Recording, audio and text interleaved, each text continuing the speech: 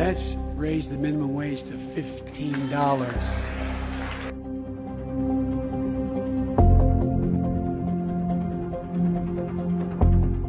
Madam Speaker, Madam Vice President,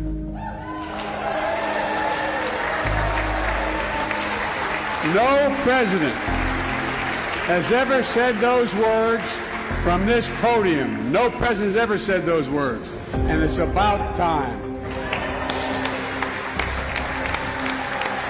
Good guys and women on Wall Street, but Wall Street didn't build this country. The middle class built the country, and unions built the middle class. So that's why I'm calling on Congress to pass the Protect the Right to Organize Act, the PRO Act, and send it to my desk so we can support the right to unionize. And by the way, while you're thinking about sending things to my desk, let's raise the minimum wage to $15. No one working 40 hours a week, no one working 40 hours a week should live below the poverty line. We need to ensure greater equity and opportunity for women. And while we're doing this, let's get the Paycheck Fairness Act to my desk as well. Equal pay. It's been much too long. And if you wonder whether it's too long, look behind me. I will not impose any tax increase on people making less than $400,000. But it's time for corporate America and the wealthiest 1% of Americans to just begin to pay their fair share. Just their fair share.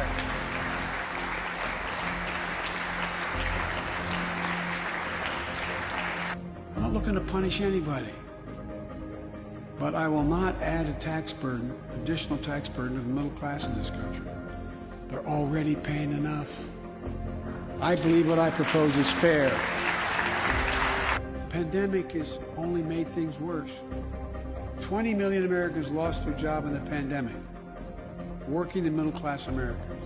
At the same time, roughly 650 billionaires in America saw their net worth increase by more than $1 trillion in the same exact period.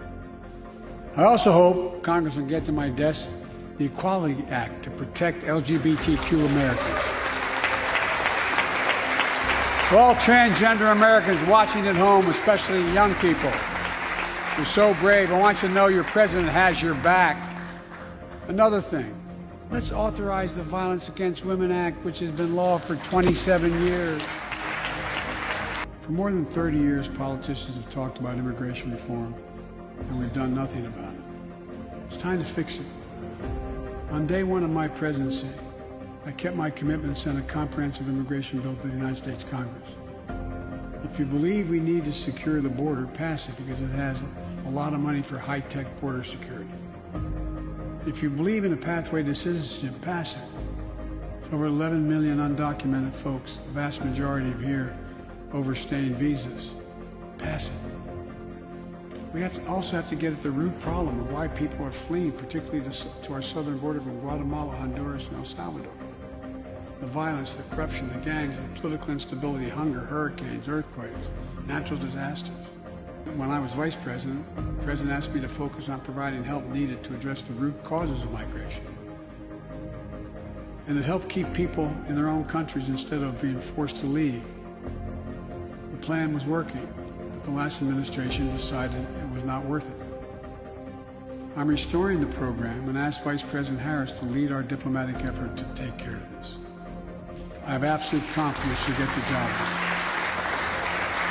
Now look, if you don't like my plan, let's at least pass what we all agree on. Congress needs to pass legislation this year to finally secure protection for dreamers. The young people who've only known America as their home.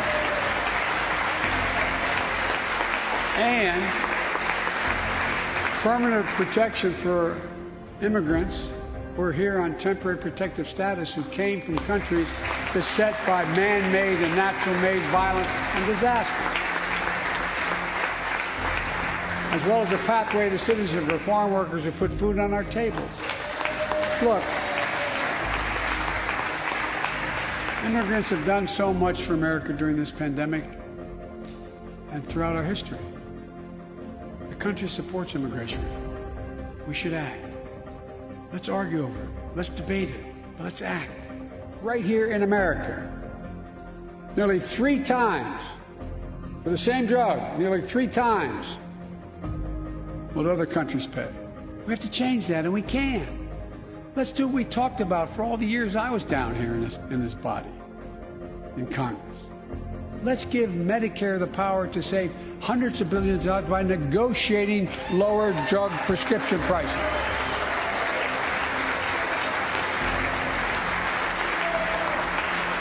And by the way, it won't just help people on Medicare. Lower prescription drug costs for everyone. And the money we save, which is billions of dollars, can go to strengthen the Affordable Care Act and expand Medicare coverage benefits without costing taxpayers an additional penny. It's within our power to do it. Let's do it now.